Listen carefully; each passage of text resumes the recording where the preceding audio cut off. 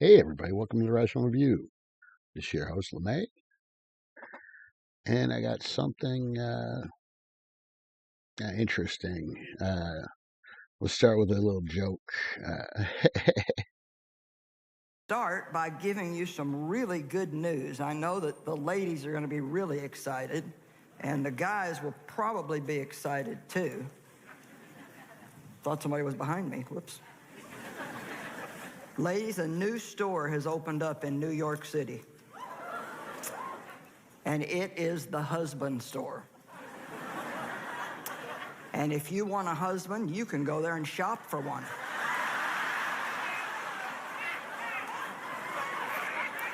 Now, there are some guidelines to shopping at this store. There are 6 floors in the store. Once you visit a floor and leave that floor and go to the next floor, you can't go back down. So there's none of this like looking at all the merchandise and then deciding what you want. So a woman went to the husband store, and on the first floor, the sign read, "These men have jobs." She thought, wow, a man with a job. That would be really good.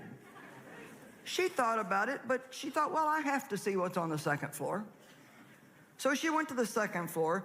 These men have jobs and they love kids. She thought, wow, this is getting sweeter by the minute. But she had to see what was on the third floor. These men have jobs, love kids, and are extremely good looking. Well, I don't know, maybe I just better find somebody on this floor because that sounds good. But still, she felt compelled to keep looking. She went to the fourth floor where the sign read, "These men have jobs, love kids, and are drop-dead good looking, and they help with the housework." Come on, ladies, now,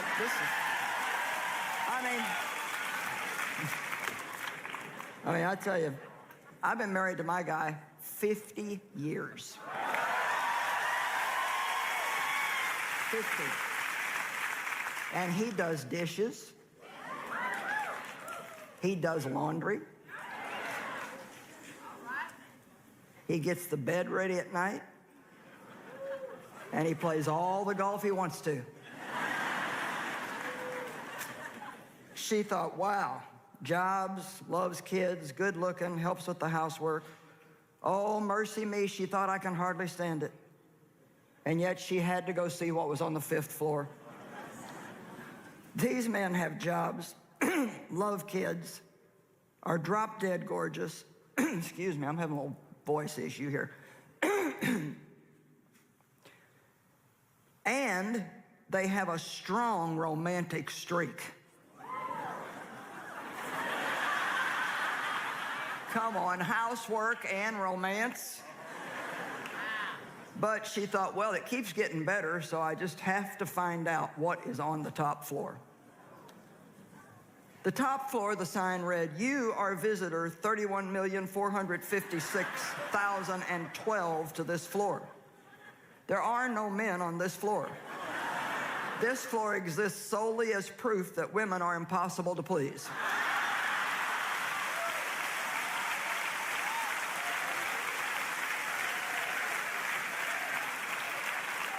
However, to avoid gender bias, the owner thought he best put a new wives store across the street. So once again, there were 6 floors and same rules. You can only visit one floor one time. Floor number 1, man went in. This floor has wives that love sex.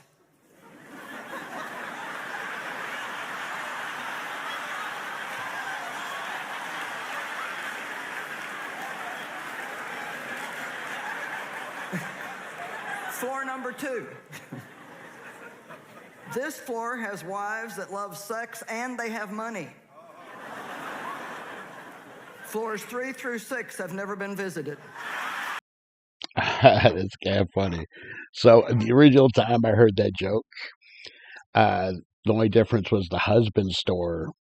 The first floor was women that love sex, or no, they were good looking and loved sex. Second floor was knows how to cook and bake and clean the house. And the third floor was like wants to have children and will adore you forever or something like that. And then, no one's ever been to the fourth floor. So that's how I originally heard the joke. And yeah, it's kind of funny. But I don't know. I think a lot of guys would make it to the sixth floor just like the women, especially nowadays. I literally think that, or not even nowadays, it's like human nature. If you think there's something better over there, then why don't you want to go look at it? You know, and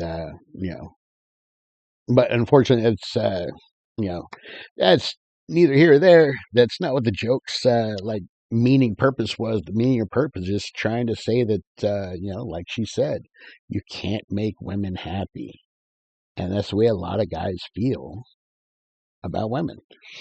It's crazy. I don't know who this lady is, Joyce Mayer. So let's. I found another. Yeah, I forgot her name because I looked her up earlier. I found another little interview to find out who this lady was, or not really to see who she was, but to kind of see, well, kind of see who she was and what she was being interviewed for and stuff. And I guess she owns her own nonprofit, something. I don't know. I don't know. Listen, I'm pretty sure this video tells us. Can I ask you a personal question? Sure. What would Dave say is the best part of your marriage? Well, Dave and I, we really let each other be who they are, and we've lived together a long time, and so we really know each other. That is so important. Letting each other be who you are. I mean, that's not, letting them do whatever they want, but, be who you are. But, yeah, obviously if you change too much and, okay, that's why, separations happen. And I know what he needs. He knows what I need. We give each other space. Sorry, it's not just always what happens. Just one of many. To be like, for example, I need a lot of time by myself because in my job I'm with people a lot. People everywhere, a lot of people know me, so there's just a lot of responsibility there. And I can say to Dave, I feel like being alone tonight. Why don't you go somewhere? And he's like, okay. I mean, he's just like, he's so secure. And I absolutely love that because it is such hard work to try to have a good relationship with somebody that you got to keep propped up all the time. Wow. Now, obviously, I'm not overboard with it or rude, but he knows I need that. He understands it. I know that Dave needs to play golf. He needs to watch football. I mean, it's very, very, very important to him. That's something that maybe is a little more important to him than it is somebody else. He's not out of balance with it, but he needs that. He needs me not to complain about it. Not out of balance with it means is not only obsessed with that, but actually has life other than that. Be into football, but you know, most people don't want somebody that would be like their whole life is about football. I mean, I don't know. If you play, I mean, I guess it's okay, but it's just, I think most people don't want somebody that's like that. I think they want somebody that's better rounded, likes doing other things, which, I mean, the guy that lives about football might be also, but I don't know. I just think that might be a little too much for a lot of people. But, it depends on how the person is about it too. If they're just like collecting stuff or whatever, how many people haven't done that over the years? He needs me not to try to make him feel guilty about it. So we really, I think, just try to give each other freedom I to think be we're who going we to are. take this little tag that you just said and play it over and over and over again. So every woman needs to hear that. That is great. You are a great Bible teacher and you simplify everything. Would you please tell us submission? What is that, and how does it work in your marriage? Because you are the boss. You are Joyce Meyer. See, one of those, it's that word, right? Submission. It's like, yeah, I know. You submit to your bosses, you submit to the laws of our nation, whatever nation you're in, you know, might bend a couple of them here and there, but you submit to the laws of the country you're in, or the state you're in, or whatever. It's just, I think it's the way it sounds. Oh, yeah, what you call it? Games. That's another one. It's another one that people submit to. When you play a game, football, basketball, chess, checkers, whatever, when you submit, when you play a game, you have to submit to the rules of the game. Otherwise, you're cheating. Well, actually, I'm Joyce Meyer, the minister, the president of Joyce Meyer Ministries, when I'm in the pulpit or when I'm functioning in my professional role or my gifting. But the minute I step down from the pulpit, I'm Dave Meyer's wife, and I have the same responsibility that anybody else does. Submission doesn't mean I don't have a mind. It doesn't mean I don't have an opinion. It doesn't mean that Dave controls everything that goes on, but it's really all about, it's about respect. It's about honoring the God-ordained order. And Dave and I agree on most things, but to be honest, if we really just don't agree about something, then we either leave it alone until we can come to a place of agreement, or if a decision absolutely has to be made, then I have to give way to his decision, because he is the head of our home and ultimately the one that's going to be responsible. I've had to work hard on the submission thing. I know everyone wants to know that answer, so thank you. In close. This is what she's talking about when she's talking about, women kind of never being happy. It's not your fault. It's like your emotional mind, which seems to be more in control of how you feel or whatever, kind of makes you feel like that sometimes. But, I get it that y'all don't do it on purpose. And that's why, I'll never really quit trying to understand women and help women, but I got to protect myself still. And I told you this morning when I got on the floor and carried on how trying to learn how to submit to my husband was one of the hardest things that I ever did in my life, not because he was hard to get along with, but because I was rebellious. And I didn't want anybody telling me anything. It didn't matter to me if it was right, wrong, or indifferent. I just didn't want to be bossed around.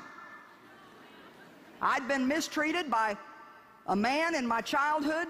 My father sexually abused me, and he was very mean and manipulative and controlling. And any man that has been in a situation where they're not the leader understands how to be submissive to the leader. Okay, we would never say it that way either. So I get the problem with the word, but yeah, when there's a leader, and if it, depending on what it is, like, okay, this person's the expert in this, they're the best at doing this, so we're going to follow that person. And so we choose to be submissive to them and listen to their guidance and stuff, but we have to trust them enough to do that. And I made a covenant with myself. When I get out of here, nobody is ever going to tell me what to do again. And I promised myself that for years, and let me tell you, when I finally saw that was not the will of God, there were some things in this woman's flesh that had to be broken. And as I said this morning, I can remember hurting so bad over simple little things that Dave would ask me to do or not to do, and I would just go wild. You know what? The more rebellion you have in your flesh, the wilder you're going to act. And that's the messed up part.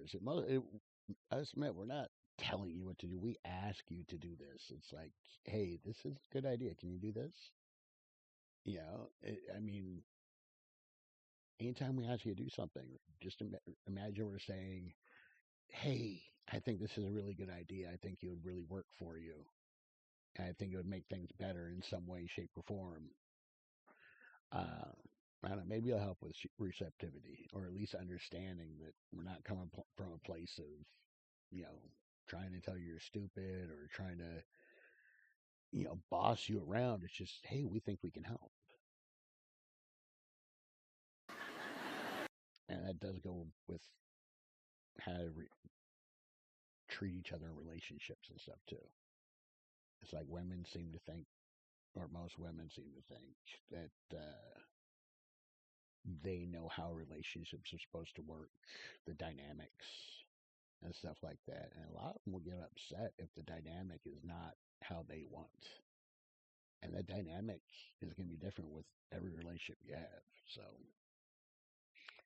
yeah, I think men are just better equipped with how we think to handle those sorts of things. And because we're better at how we think about those certain things, we should listen to them.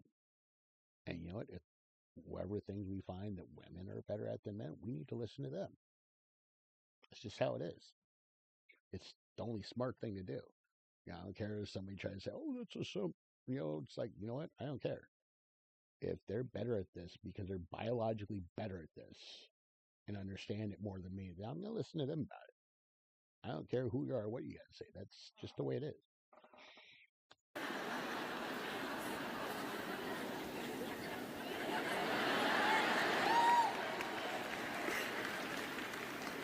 I mean, I can remember having a 3-day fit over a bathroom towel.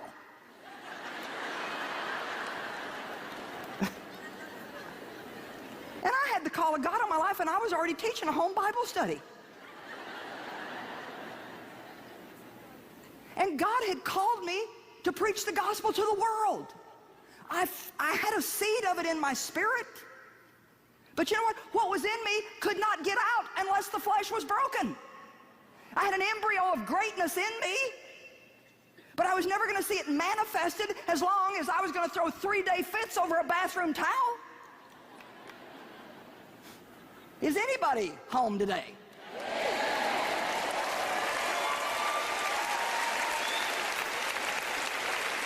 I did not want to be told what to do. My husband was an engineer before he came into ministry, and he just likes to engineer everything, including me. I mean, he just thinks of things that I would not even think of. And really, they're good things or things that will keep me safe, but I just don't. Just like he'll tell me, "Oh, don't get out of the bathtub like that."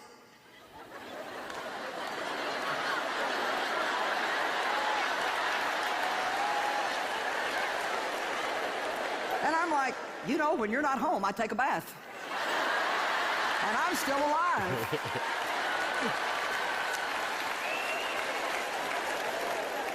And I mean, his heart is right. He's just got that protective thing in him that a man really should have over his wife. But because of what I had in me, I didn't take it as him loving me. I took it as him just trying to tell me what to do.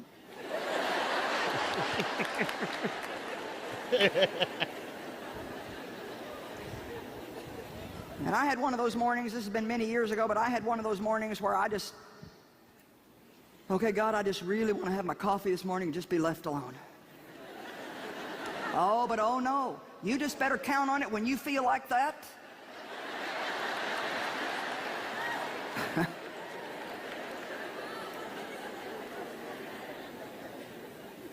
Man. So I got in the shower, and I had thrown my towel on the toilet seat. Toilet's over there, shower's over here. And Dave had not put up a towel rack yet that I had been asking him to put up like forever. Which really sucks if she had been asking forever, because it shouldn't take forever. But, that's relative. What's forever for her? Like, I asked him, he didn't do it, like, within the next day or two, because if he's busy in his schedule, sorry, that's not on the list, but if it took, 2-3 weeks to get up till he actually had the time to put it into his schedule, And remember, also self-care and stuff like that is, time you have to account for. And we're accounting for all that stuff. I account for, making these videos. I account for all sorts of stuff in my life that I have to make sure I take the time for. And relaxing, sitting back, reading or watching TV, that's one of them. And so I couldn't hang the towel on the shower door. But yeah, of course, don't go overboard. Because there was no rack on the door. So I put it on the toilet seat. Got in the shower. Got out, stepped on the floor, drip, drip, drip, drip. Got my towel. Dave saw me. Always says, you shouldn't put your towel there.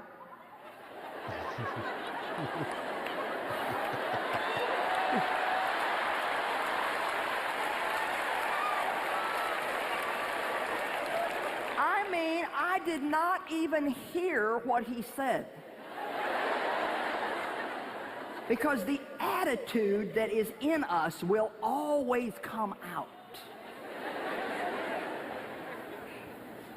And see, that was just my automatic response. Well, what is wrong with me putting my towel there? Well, because you're dripping water on the floor. I said, well, it is the bathroom. And not only that, if you would have put the towel rack on the door like I've asked you to 1,000,000 times, then there wouldn't be a problem. You see, right away, when we're rebellious, it's not our fault, and don't try to tell us it is because it's your fault.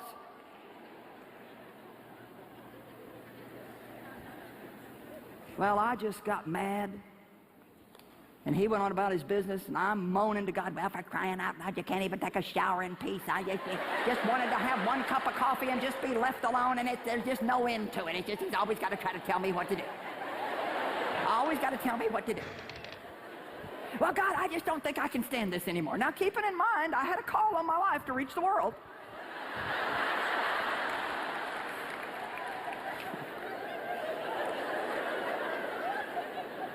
And I had a little ministry, and can I tell you what? If I would have stayed in that condition, I would still have a little ministry. And so many people are praying for their ministries to grow and their finances to grow. And God has asked you to do something that involves you dying to self and your flesh being crucified, and you haven't gotten around to doing what God has said yet. Come on now. We're preaching good tonight. And I remember one morning when I was praying for my ministry to grow, and man, I had been to the intercessory prayer seminar, I had been to the casting out devils seminar, I had been to the spiritual warfare seminar, and I was after it. I rebuke you, Satan, in the name of Jesus. I'm a child of God, and I command this ministry to grow.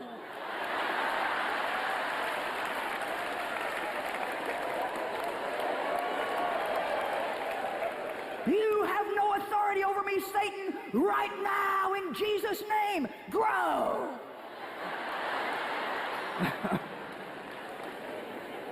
And I heard the Spirit of God say to me, just as calm as I'm speaking to you right now. He said, now, Joyce, I have told you what you need to do concerning your husband.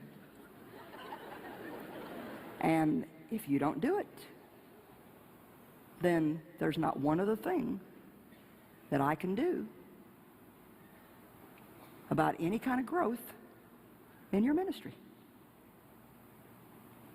Silence. I wanted to talk about it, negotiate. See if we could come up with a less painful plan.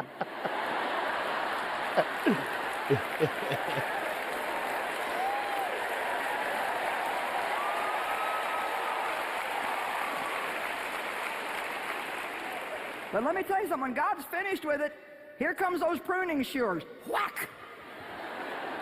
And all you're left with is, ah!